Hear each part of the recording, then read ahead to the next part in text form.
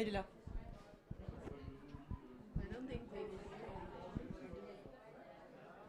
Quoi? Je sais pas, il faut peut-être attendre. Ariane, c'est bon, on y va ou on y va? C'est bon? En fait, je pensais qu'il y a quelqu'un qui parlait très fort. C'est bon? Je pense que vous pouvez monter le volume. Ouais, exactement. Ouais. Ouais. Et pensez à parler bien Et là, Plus ouais, proche. ok. Encore Comme plus ça. proche. Ok. Bon, bah du coup, je pense qu'on est bon. Ok. Donc, let's go. Hein. Tu On dois parler démarre. plus proche même. Ok, comme ça. Donc, aujourd'hui, on va explorer quelque chose qui est d'assez invisible, mais pourtant aussi omniprésent. Donc, l'érotisme et la manière dont il est façonné par le digital, les images, mais surtout par le son.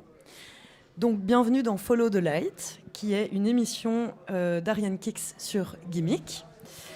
Et donc, ce soir, avec AMARI et KJ, on va plonger dans la culture érotique contemporaine et se demander comment elle s'écrit aujourd'hui. Donc, oui, le sexe est partout, codé dans les images, les sons, les plateformes, les interfaces, les algorithmes, et souvent même sans qu'on s'en rende compte. Dès l'âge d'or des bandes originales de films porno, aux boucles génériques d'aujourd'hui, au final, on va se demander qu'est-ce qu'on a perdu et qu'est-ce qu'on a standardisé. Et puis, qu'est-ce que le son raconte du désir et qu'est-ce qu'il efface. Donc, je suis heureuse d'avoir avec moi AMARI et KJ. Donc, ils sont artistes et fondatrices de Unlimited Strip Club, qui est un projet qui explore les liens entre érotisme, art et espaces digitaux. Donc, bienvenue. Alors, on va aussi mélanger un peu l'anglais et le français aujourd'hui. Après tout, on est à Bruxelles, donc on a l'habitude. Donc maintenant, je vais switcher en anglais. Et donc pour commencer, how would you define erotic culture today in the digital age? Amari, maybe? Yes. So I took some notes. So in the digital culture is way more interlinked with our day to day, and that we actually, we actually don't value the presence that it has, and always has. And I think before that we had sorry, maybe I'm going. Maybe we can try with casual first, and then I'll gather my ideas. Okay. So this is where the English parts, the switch comes in because my French kind of sucks. I'm so sorry. I'm learning. So how sensuality and digital culture is interlinked. I think the best reference I have is Mindy Siu. She's a researcher from America. She does a lot of research on digital culture and sex and intimacy. And she, for instance, had this kind of link where she said, your phone is basically a sex toy. It's everything you do is like in the palm of your hand. It's such a tiny little thing. And you can do whatever you want with it. You can look up things you want to see. You can touch something even though it's not real, it's like you have this connection with it. And that's how I see digital culture in our life as well. It is something that is so interlinked with our daily lives. It is everywhere, but invisible at the same time because we don't even think about it anymore. And the same thing I think happens with sensuality and eroticism. It is out of the blue, it is everywhere, even though it's always kind of been there. And on big scales too, because we're sensual creatures. But now it's just everywhere and nowhere at once, which is very cool. Also, before our phone and the fact that we had this digital culture so present, when we were looking for eroticism, it had a sense of forbiddenness. Like you had to wake up at a certain hour, you had to look at a specific channel TV, and you couldn't choose what you wanted. as an image of eroticism. So it was more of a secret, or like kind of a little tale that you had for yourself of like opening the laptop in a secret way. And so now with the digital world, the fact that our phone, the equivalent of a sex toy, they vibrate, they give you pleasure all the time. You can actually have access to porn anytime. Our sense, our perception of the digital world has completely shaped how we see the world today. And justement, how do you think digital technology changed in the way we desire? Because I know you've been researching about also digital platforms and this link. Mm-hmm. So how, can you repeat the question? What has digital technology changed in the way we desire? How digital technology has changed the way we desire. I think it has helped us mainstream desire and also access desire on another level that we are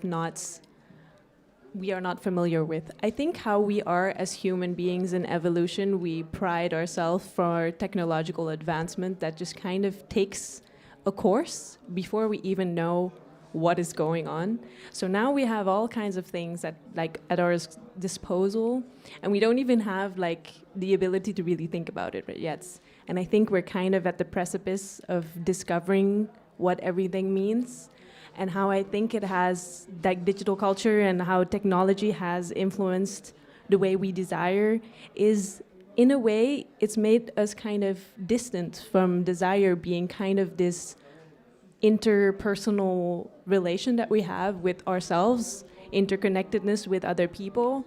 It has now kind of turned alien in a way, or that's how I see it at least. It's kind of distant. It's something we commodify, something we consume, and it's something that is overstimulating. That's some like recurrent theme amongst, I think, younger generations who are actually way less sexually active compared to older generations because they're oversaturated with whatever is going on in the world. And I think that is directly connected with our technological advancements. Mm-hmm. So I think it's more confusing than ever. Mm-hmm. Some things are being amplified and other disappearing. Yeah, now people are promoting themselves on Instagram, on TikTok, on Vinted even, mm-hmm. like selling underwears on Vinted. So it's also like the content has become more extreme. So it kind of also shape the way that we see and normalize things. So it is kind of a dissociation or a dissonance with reality. And there's clearly, we can see clearly this in the new generation. Like they're so uninterested about sex because it's everywhere. It's so oversaturated. The world of desire, we have gamified the digital world. And also they entered sexuality through porn, exactly. Which is very special. Yeah, which is also a bias. I would say like porn is this deformation mirror. Mm-hmm. It's not the reality. Mm-hmm. It is a shaped reality. It's an extreme reality. Mm-hmm. So it can be very dissociative for a young person to enter their sexuality with this type of content. You want to add something? So within like all of this, there is something quite underestimated. Maybe it's sound. So I would like to know how do you think sound shape our erotic imagination? Put the first song? Of course. So I'm gonna actually put the first song before I say my piece.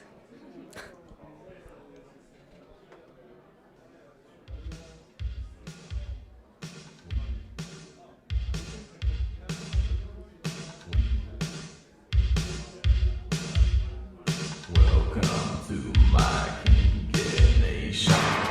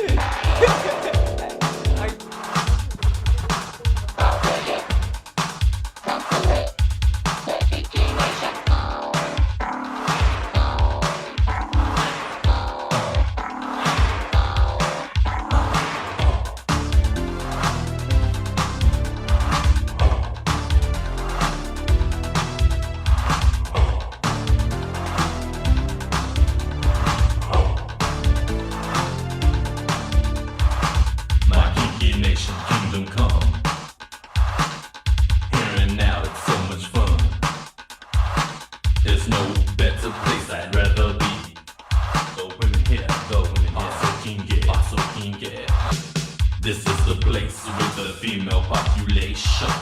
And plenty, so plenty stimulation.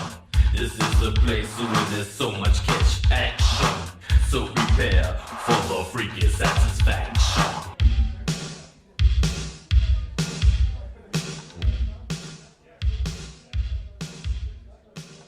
So this title is called Kinky Nation by Egyptian Lover. And in our work, we're really addressing like strip club culture, but inspired from American mainstream strip club culture. And in the 60s, there was Egyptian Lover that introduced the AOA drum kit.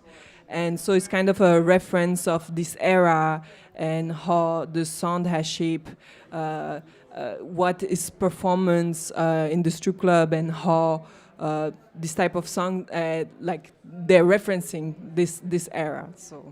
So this is one example, but sound is very present as a sound mapping, a world building. It's really important in shaping desire and shaping, because the world of desire is built on a fantasy, and that's the thing with just a performance. Then it just becomes two-dimensional, and there's something missing. You can imagine a scary movie without the sound would not have the same effect than actually having sound. So it's really important on the line of desire. And plus, I think, especially linking it back to like the digital sphere, how there was this big rise of like ASMR videos. I know at the same time it's like, because there's explicit imagery and porn on freely, like unfiltered on Twitter. I mean, until recently, I guess. And at the same time, where ASMR videos, like all of those eating videos, were rising, there was also this rise on Tumblr. It's always kind of been a thing, and then Twitter as well, where it wasn't visual, because I think we have this idea of the digital space as a very visual space. But on these platforms, there were also people making like ASMR porn audio things for people to consume, and it was usually just like, it's not what you imagine, like pounding sounds randomly. It was really just like guys, for instance, with like deep voices doing like dirty talk and doing things like that. And it's really strange if you think about the performance, because it's literally just an audio, but these would do crazy numbers on like X or Twitter back in the day. Like and that is, I think, how it's sound is part of like building a fantasy, and eroticism online is all about building a fantasy.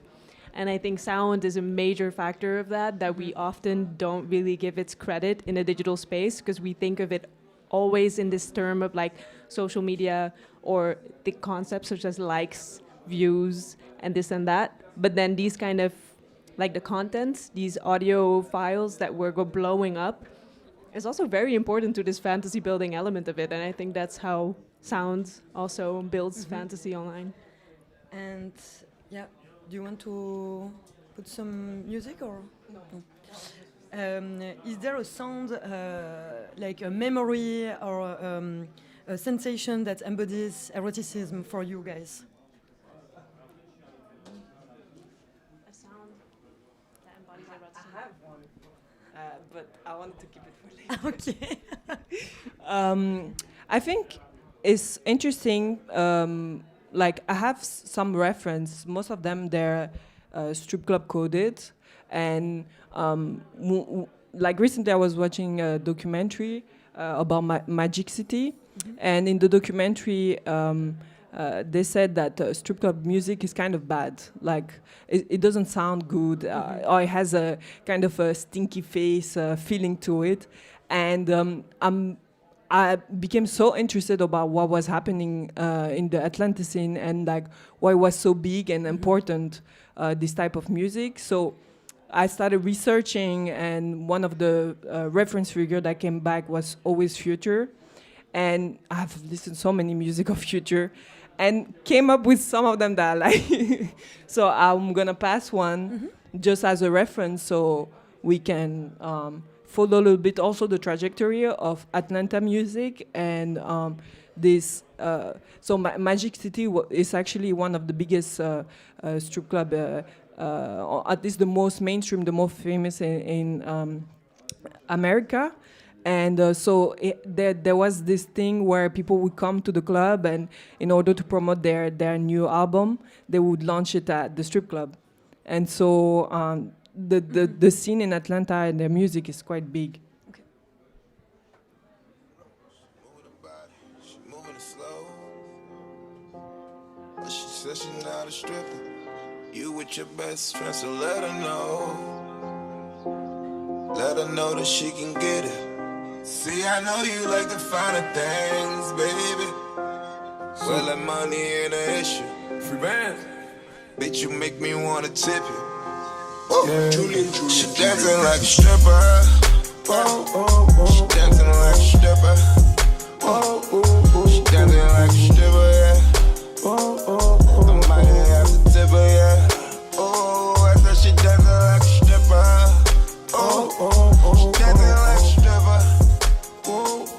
I might have to tip her. Oh, she dancing like a stripper. Portugal, Portugal, Portugal, Portugal. Go slow, go slow. Rock it like a wanna make me hit the high note. Talk for it, I'm a beast. Tell me all your secrets. Put diamonds on your ankles, red bottoms on your feet. Oh, oh, oh, oh, oh, oh, oh. She move her thighs like she work at G5. Wind it all around and you throw it to the side. Put on my Cuban links, yeah, I'm about to hit this on the sink, yeah. Foreign on her seat, yeah, she get gifts once a week, yeah. Told me that it's all mine, mine, mine. She know that's my favorite line. I gotta turn this lap off, yeah, fuck you in the dark. About to knock this out the park. She dancing like a stripper, yeah. She dancing like a stripper. She dancing like a stripper, yeah. I might have to tip her, yeah. I said she dancing like a stripper. She dancing like a stripper. I might have to tip her. She dancing like a stripper. Let me pull down Perignon on you. Let me let this down Perignon off you.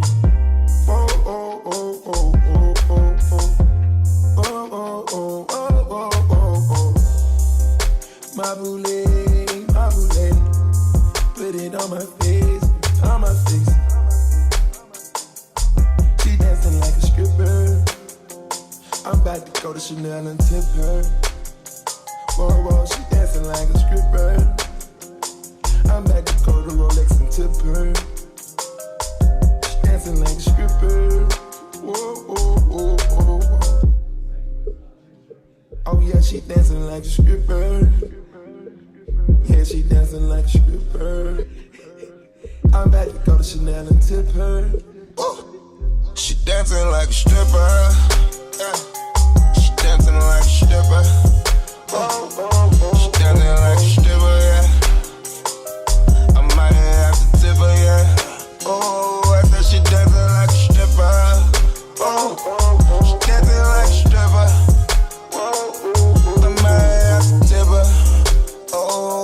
She dancing like a stripper.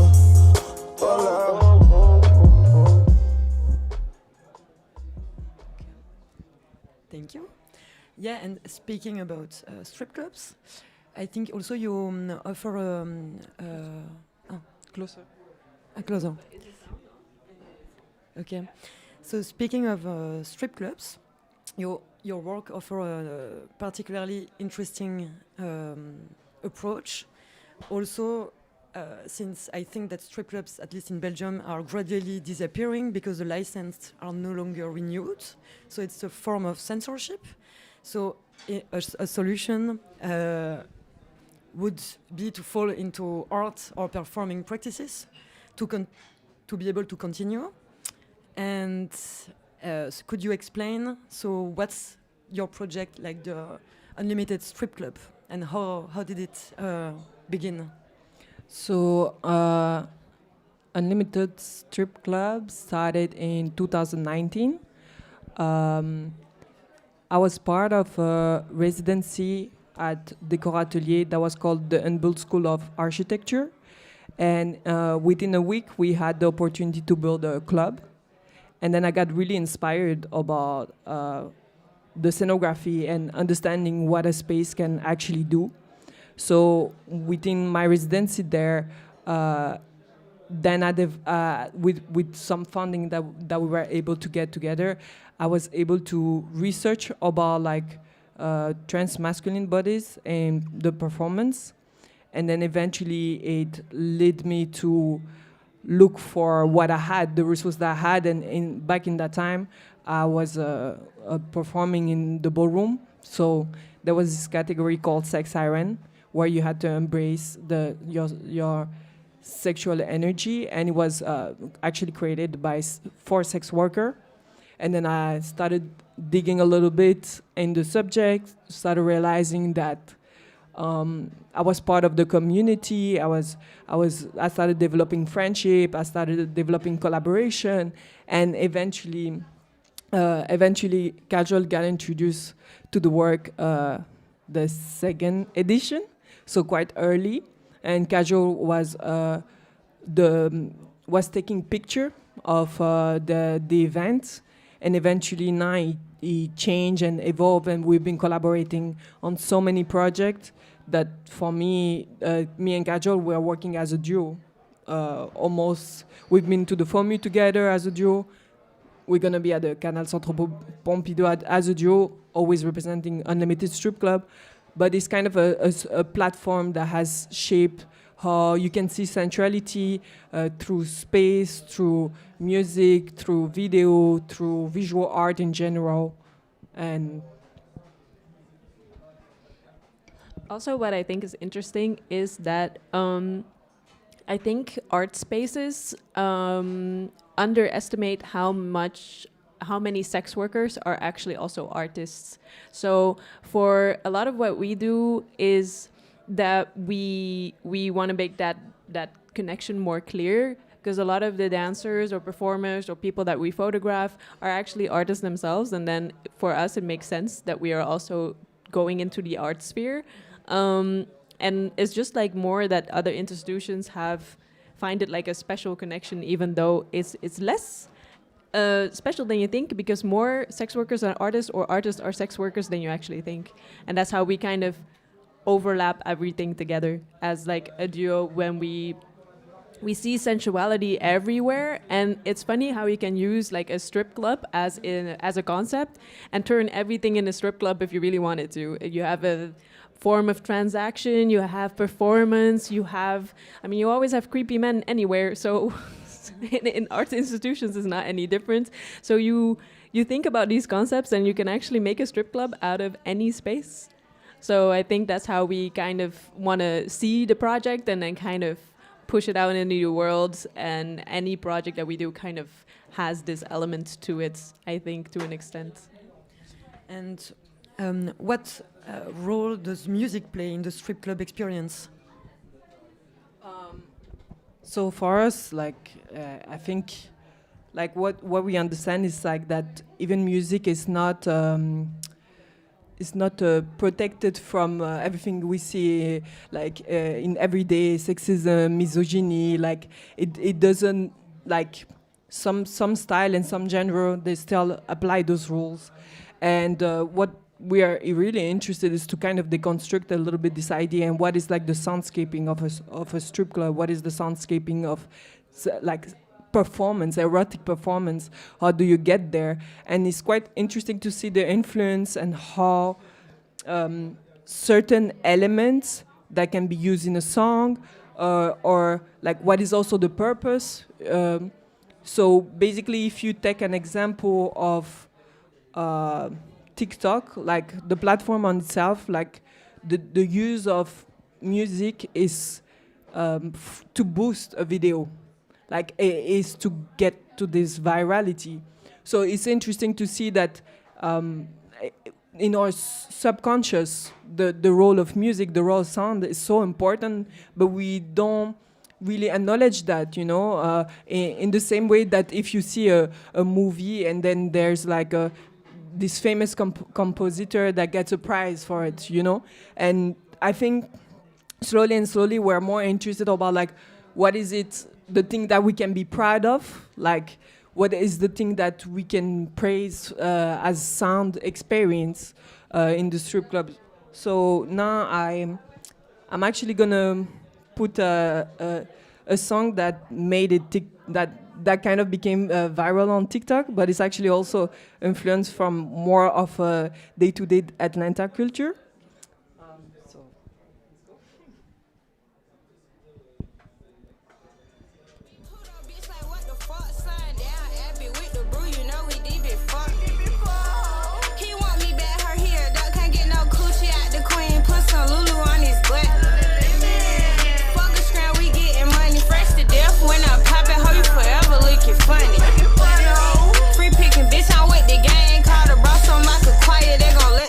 Sing. Well, bitch, you burnt out. Well, bitch, I'm turned out. Catch a place out the way. That's my time. I'm tryna fuck bitchin' right now. Yeah, we getting money. Yeah, we getting paid. Shake that ass, hit a split. Throw that worm all in his face. We forever getting money. You forever gonna be mad. Some like Bunnaby. Cause how niggas drop the bag. Shake that ass, ho. Well, me, go get a bag, ho.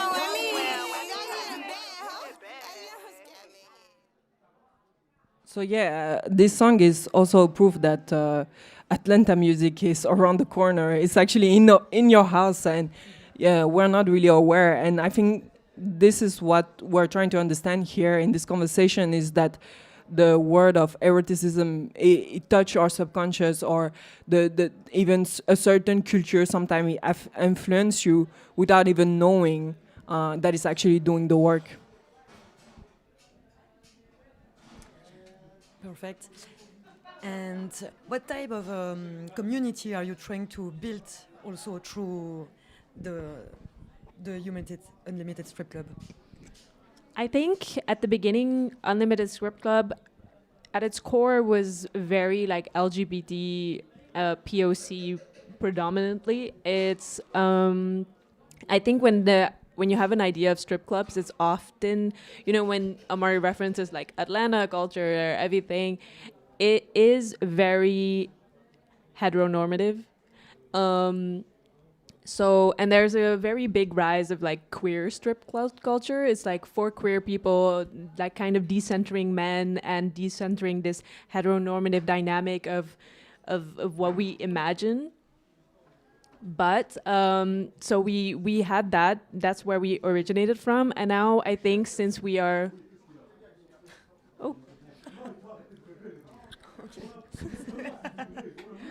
there's a fight.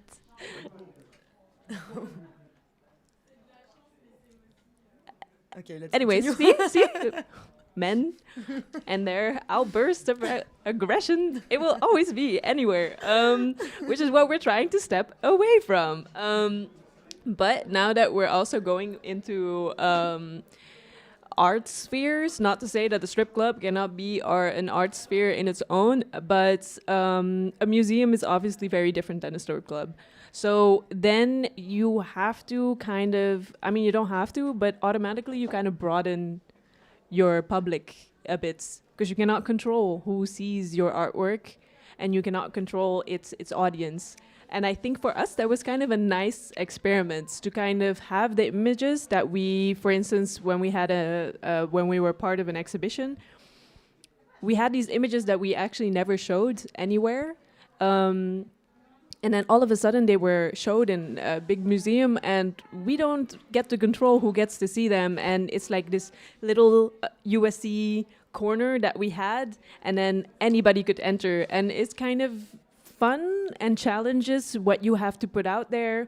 So in a way, you kind of think about what your artwork more, like what do we want the grander public to see? What do we not want to see? What are people comfortable with? What are the context of these images? Like, would they understand? And I feel like queer people would immediately understand, like, oh, okay, these are queer people making the art. So that is an interesting dynamic. And I think it also allows us to open up our community as well, being kind of limited, which is great in certain elements. Like if you have an event and have it be an LGBT POC safe space, that is amazing. And then also kind of have that aspect that kind of opens it up and kind of you kind of let it go.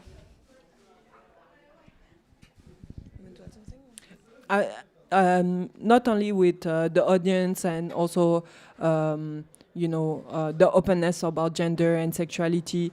I think that now we're also moving towards more addressing artists and how they see sensuality and how they interpret eroticism. And we're also trying to look for collaboration in that sense. And what are you working on right now? Like, what's the next edition or performance? So in the works, I mean, it's kind of similar to this. We want to have a connection with people and kind of talk about what we do more. I think since we're both visual artists, a lot of our work is very visual. So we want to kind of break open, talk about our arts, maybe in a similar radio format, but who knows? But we have some other cool projects that are also more conceptual. And we're doing some research.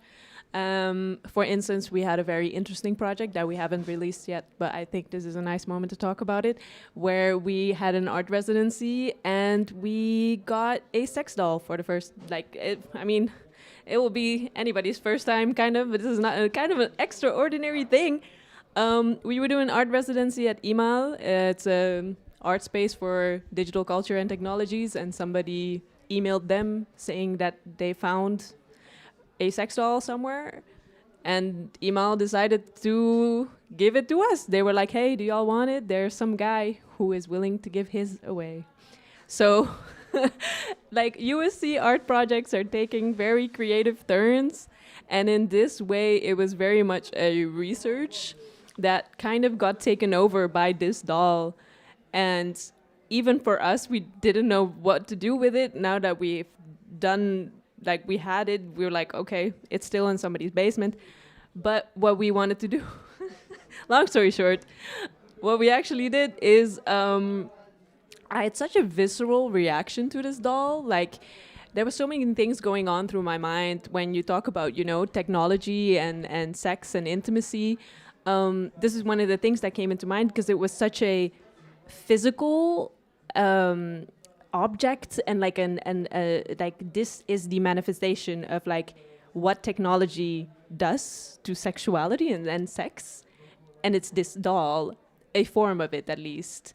And it was strange to finally touch one and hold one, and she was 160, but it was so heavy, and for it to have substance to it, and it was weird to hold it. You could feel the metal, and then all the silicone was so goopy, and you're like, how could somebody? And was she talking? She did. She had a little voice box too, and she was Asian, so there was so many layers to it. So she had an Asian pre-recorded things that she would say, and it was just really strange because at some point it also switched to a very intense American accent out of the blue. So there were a lot of layers to this. Sound, for instance, we have it on video where we connected the sound box, and we figured out that the doll had like sensors at certain spots, like 4, like 2 on the chest, 2 on the in the thighs, and once you would touch them, the sound would play, and it was like it was so weird.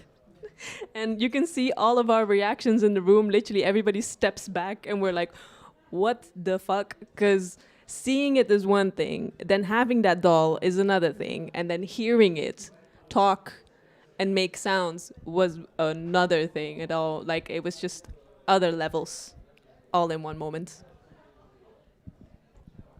I think if I actually took an extract that can be similar to the experience of us meeting the doll. So I realized asking myself the question of like, when was the first time that I entered a strip club? And actually it was in the digital world.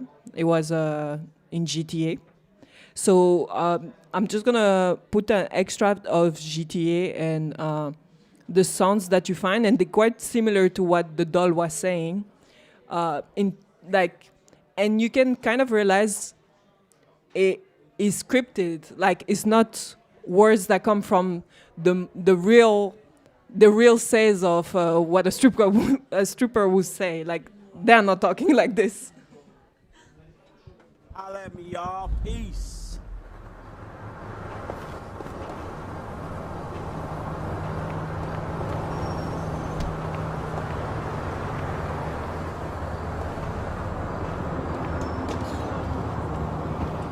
Damn, I need a drink. That's about right. Hey, I know that guy. It's me, Wade. You know you want it.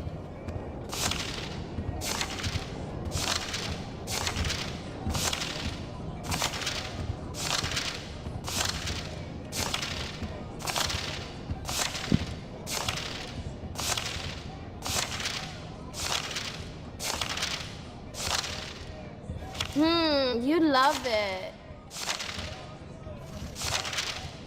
You're making me so hot. These tits are the best you'll ever see. Am I getting you hard, baby? Oh yeah, you like that ass? You like my titties in your face? Oh yeah, that's my song. You know you want it. You love it. So Scary. it is creepy. So basically the doll was saying the same vibe. Okay. Like, it was no different. And we were really like taken like into another world of what is it of understanding of like, how is it like this inanimated body, and then it's saying this, you're so confused with the whole experience. And then to loop it back to sound, actually, which is very interesting, there are a couple of cyber brothels around Europe. There's one in Berlin that's quite well known, and what they do there is they have these dolls, and they of course they have the pre-recorded voice and the little snippets they say and the sounds they make. But there's also an option that if you pay more, you can have kind of an interactive experience, but with a sex worker who then will voice, like she will be able to, or they will be able to see what you're doing with this doll, but they don't have to be there, and they can voice the doll remotely. So they can kind of be part, but they don't have to physically be part, but they're making the sounds. And that's how, like, the sound layer of it can, like, sex workers like then don't have to be physically involved, but then they can make the sounds of the doll so that for the user it will be more realistic, and it's kind of a like, it has more of a interaction, you know, because these sounds are just so random. And then they'll be more tuned into the experience itself, which is kind of crazy that that is a thing and a layer to it, because who like, put that on your resume. Like, I voice sex dolls. And it's so crazy. That's actually very interesting. And what did you do with this doll, actually? Part of your art practice? So, this doll, since I had a very interesting, like we had to carry her from the place to a car, from the car to our art residency. So we had this doll in a bag. It felt like we're carrying around this body. It had this like very criminal feeling to it. It was so strange. So we're like, wow, we're like cleaning up this like crime, you know?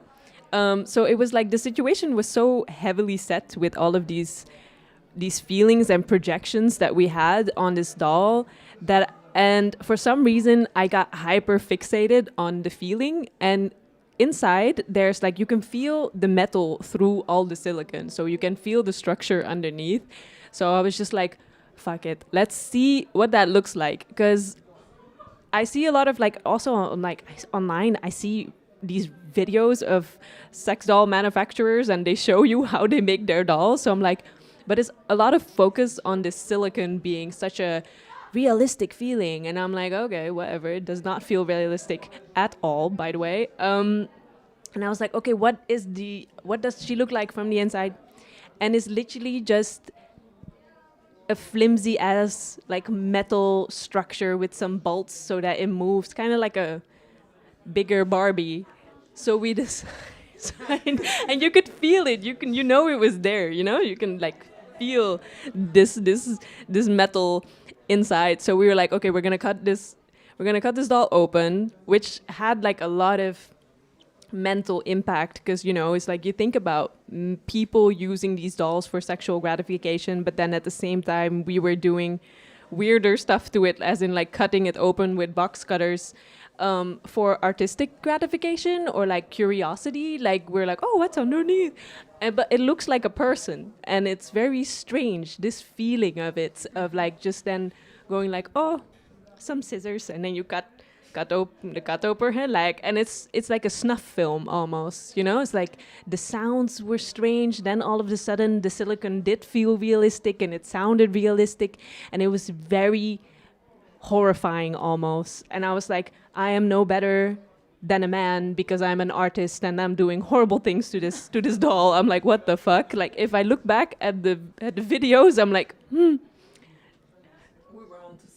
this is horrible. I'm like, it was horrible, but super interesting at the same time. But I'm like, why am I doing this? Am I really, like, I always, you know, it's like, as a woman, I'm like, I'm better than a man. This guy used it. Like, I had to clean this doll up when we got it. And I was like, oh, disgusting. And then at the same time, we were cutting this thing open. And I was like, well, I don't feel like I'm any better. But yeah, we cut her open and separated, like, all the silicone. And then you have this, like, metal skeleton, and it's so sad looking. And then it's like literally all the silicone is next to it. It's like so heavy, and that's it. Then it becomes nothing almost.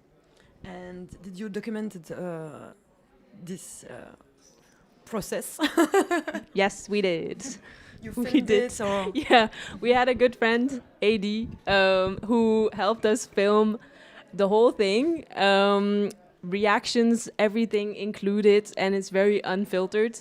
But we also thought it was interesting for us to have this documented, because we had so many reactions, like, in the moments. So yeah, we have that on film. I took images, like I took pictures during the whole process. And now it's just kind of sitting there, because we don't know what to do with it now.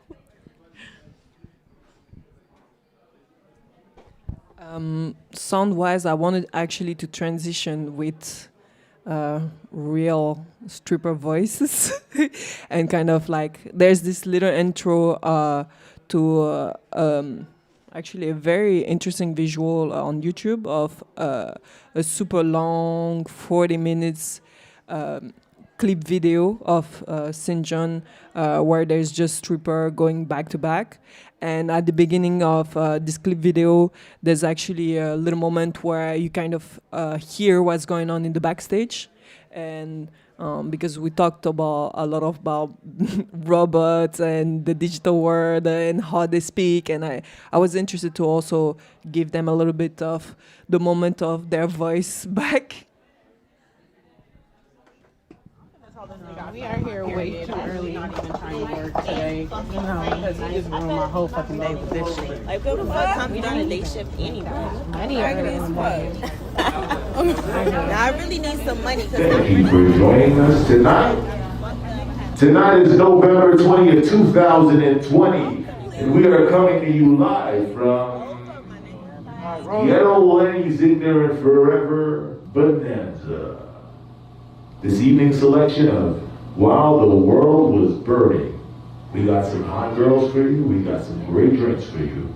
Lay back and live your dreams.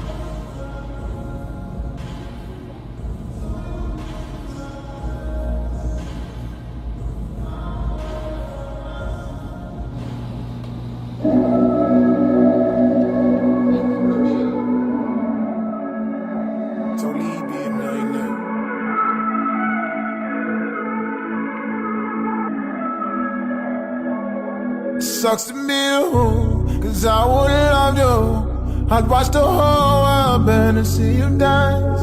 Running through cartels and jumping through bobshells. I thought we would die, growing old, holding hands. It sucks to be you, cause I would've loved you. I'd watch the whole world burn to see you dance. Jump over bombshells and running through cartels. Thought we would die, growing old, holding hands. The story don't start all great. I'm a gorilla gone ape. I'm just a street nigga tryna make it to $1 million all the wrong ways. I'm running all along place. They said I was born the wrong shade. I should've made it 5 years ago, my nigga. I was really born late. I used to carry sticks in my clothes, carry working shoes below the poverty line. What you expect me to do? Running through this life until 21, 22, until I had to make a choice. You helped me choose. She said she believed in me. Just keep on going. Just make sure when you get there, leaving no road back. I said you know who I am, this kid from Brooklyn. I wish you still believe even though tears are so good. Sucks to be you, cause I would've loved you. I'd watch the whole world burn and see you dance. Running through cartels and jumping through bobshells. I thought we would die, growing old, holding hands. It sucks to be you, cause I would've loved you. I'd watch the whole world burn to see you dance. Jump over bombshells and running through cartels. Thought we would die, growing old, holding hands. So I tell nobody about my dreams, working at the hotel. Cause I don't think confessions over there might go well. And going back to the hood means, yeah, I of course fail. You either kill or you're okay. So I said, moved uptown Cairo, give me a place to stay. Mama kicked me out back then, she did it in graciously. Came home to all of the locks change on New Year's Eve. I'm glad we're doing better, we're both okay. I stayed there for like 3 years, so bless her heart and soul. She's worth a pot and gold. She's worth 1,000 years, and G-Wagon's on the road. I made a promise I'll keep it, won't ever betray her. She said she believed in me, just keep on going. Just make sure when you get there, leaving the road back. I said you know who I am, this kid from Brooklyn. I had abandonment issues, you left me broken. Sucks to be you, cause I would've loved you. I'd watch the whole world burn and see you dance. Running through cartels and jumping through bobshells. I thought we would die, growing old, holding hands. It sucks to be you, cause I would've loved you. I'd watch the whole world burn to see you dance.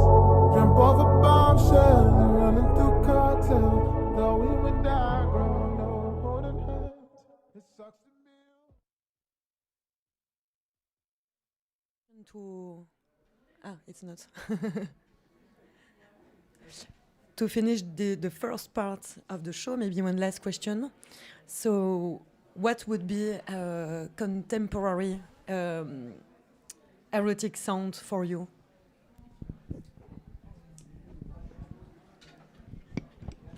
For me, I think contemporary erotic sounds are, we're going back to the more, I mean, we're already, like, this is very playful. I think we're breaking apart from kind of ideas and systems that we have in place of what we think erotic sounds are, where I feel artists are way more playful with eroticism in their craft, and I think music and sound is a very big part of that.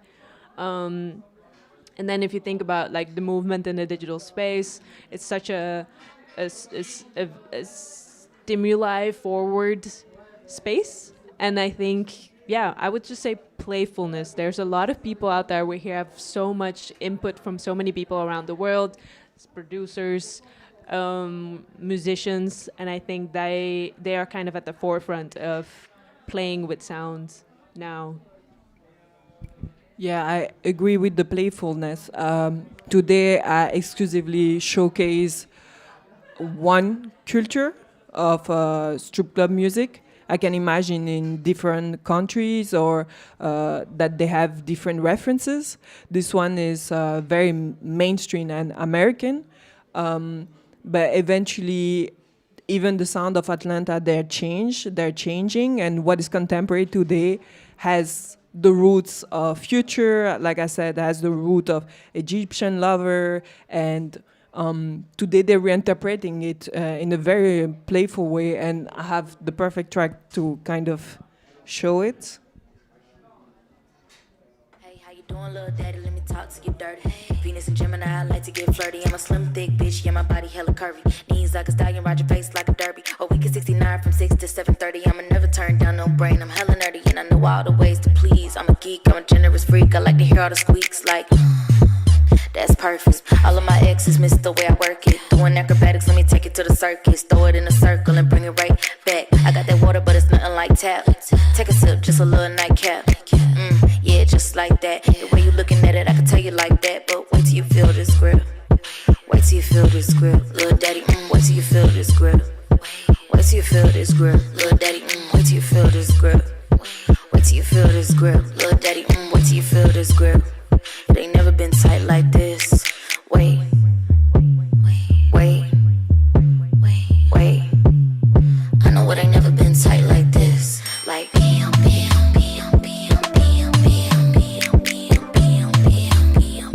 never been tight like this.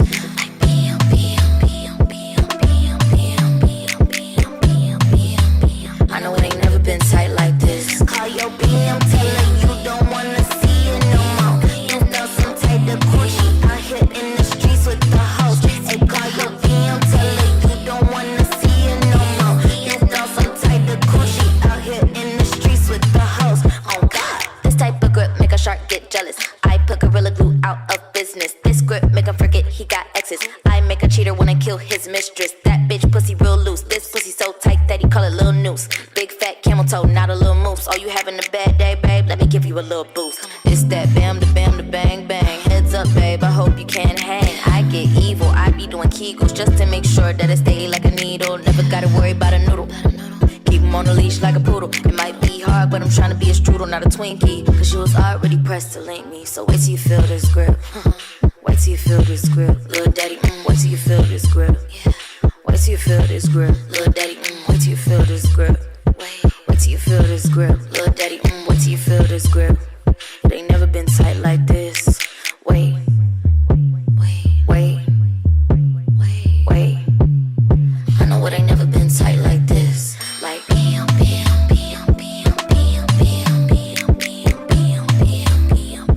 never been tight like this.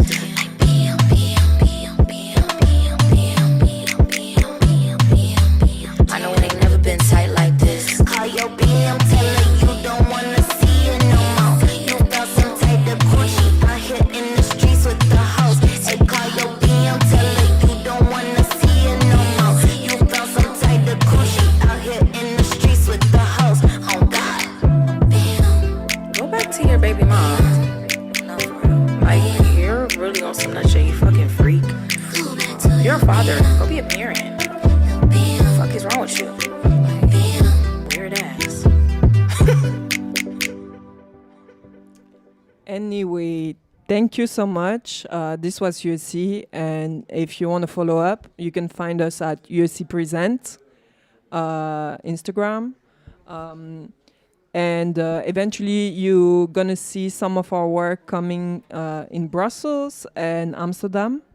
You can find us next year, Canal Centre Pompidou opening. This year, actually.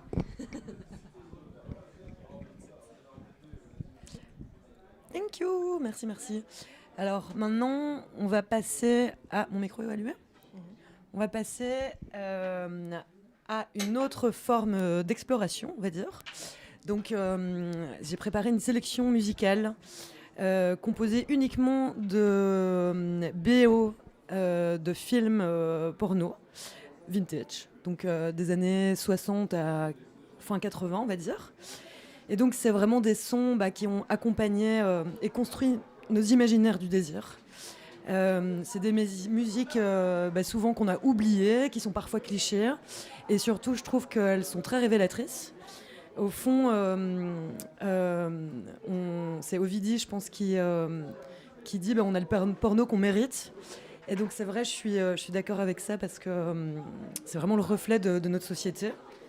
Et aujourd'hui, quand on pense à la musique du X, on pense souvent, on imagine quelque chose de très générique, presque comme une musique d'ascenseur, mais ça n'a pas toujours été le cas. Et donc oui, il y a eu un âge d'or, des films ambitieux, composés, vraiment des bandes originales composées comme pour le cinéma, avec vraiment de la tension, de la narration. Et c'est des musiques qui viennent un peu casser l'idée d'un érotisme évident, spectaculaire, toujours plus dans la performance. Et elle montre au contraire que la sensualité, ça peut être lent, fragile, parfois inconfortable, comme on va l'entendre. Et puis, donc, ce modèle s'est effondré. Le porno a disparu du grand écran. Enfin, on l'a interdit. Et voilà, c'est une censure qui n'a pas seulement été morale, elle a été économique, puisqu'on a perdu la possibilité de faire des films ambitieux et de filmer le sexe comme on filme la guerre, l'amour, les gangsters. Et donc, voilà, aujourd'hui, l'industrie s'est, comme on dit, ubérisée. Le porno aussi. C'est vraiment devenu une machine à produire du flux. Il y a des milliards de vidéos vues chaque année, je pense plus de 100 milliards par an. Et c'est des contenus qui sont vraiment faits pour générer du clic, en fait, donc du trafic et du revenu publicitaire. Et dans tout ça, voilà, tout s'est standardisé, le désir, les corps et aussi les sons. En tout cas, ce qui était autrefois, on va dire, mis en scène, situé, c'est devenu vraiment une norme un peu diffuse sans même qu'on s'en rende compte. Et donc voilà, cette sélection, c'est un peu une archive, comme un paysage sonore du désir. Donc qu'est-ce qu'on va entendre ? J'ai noté quelques petits exemples de ce que j'ai sélectionné. Donc, et comme vous allez le voir, c'est assez révélateur aussi d'époque. Donc il y a Lailey de 1974 de Bernard Pretty Purdy, qui était un batteur assez légendaire parce qu'il a aussi joué avec James Brown, Aretha Franklin ou Nina Simone. Et en fait, ce film, Lailey, est considéré comme le premier film porno afro-américain. Puis on a des compositions de Stelvio Cipriani, qui est un compositeur italien actif dans les années 70. C'est vraiment à la frontière du cinéma de genre et de l'érotisme. Et il a, par hasard, aussi composé les musiques de films comme Piranha 2 ou Adieu à Venise. Alors, on va aussi entendre Brigitte, femme libérée, en 74, d'Alain Goraguer, qui est, lui, très connu pour avoir composé la bande originale du film culte La planète sauvage, qui est un magnifique film d'animation. Puis, il y aura des morceaux de l'album You Baby. C'est le premier album d'Ike Reiko, qui est une actrice japonaise liée au cinéma Pinku Eiga. Donc, c'est un genre érotique des années 60 au Japon, souvent à petit budget, mais avec vraiment une vraie liberté esthétique et politique. Et puis, plein d'autres petites surprises libidineuses, comme par exemple, il y a la musique du film de Minx, qui a été tourné en 1969, qui a été composé par The Circle. Et le scénario raconte l'histoire d'un homme d'affaires qui organise une partie de chasse dans un lodge isolé et qui engage 3 prostituées pour s'occuper de ses invités. Mais les femmes, donc ces femmes ont leur propre plomb et en fait elles installent secrètement des caméras dans les chambres pour tout enregistrer et les faire chanter. Voilà. Donc bonne écoute.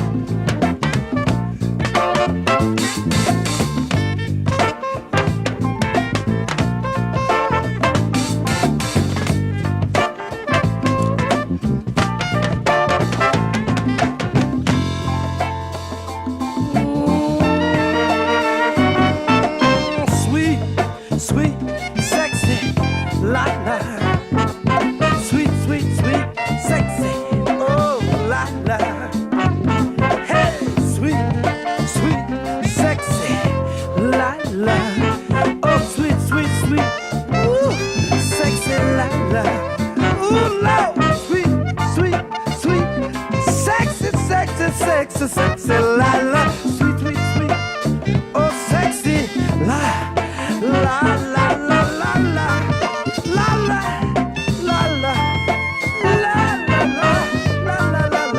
la la la la la la la la.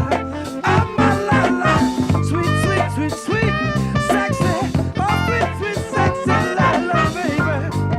Sweet, sweet, sweet, sweet, sweet, sweet, sexy, la la, la la, oh la la, oh oh, baby, oh my sweet, sexy, sexy, sassy, la la, la la, I love you, yes I do, you la la, la la, you're mine, mine, mine, mine, mine, mine, mine, mine, oh mine, oh mine, oh mine.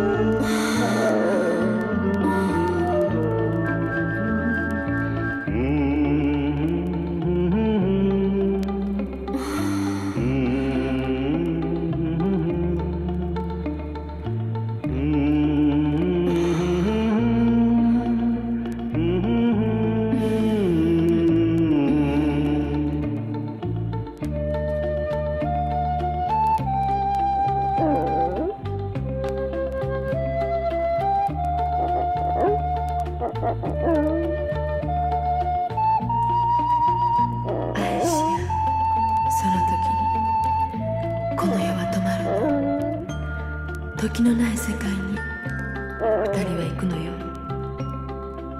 夜は流れず星も消えない。愛の歌響くだけ。愛し合う二人の時計は止まるのよ。時計は止まるのよ。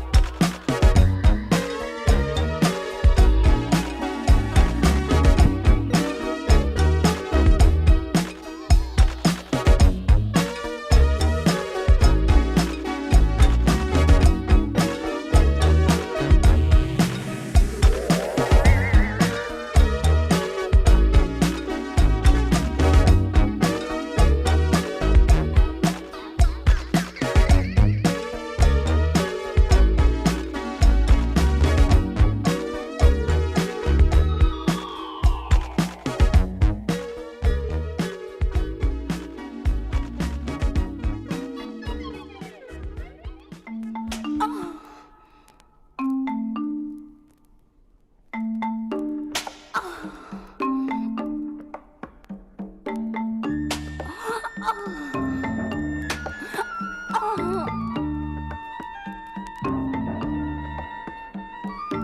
なたと会ったその日から恋の奴隷になりました。あなたの膝に絡みつく子犬のようにララララ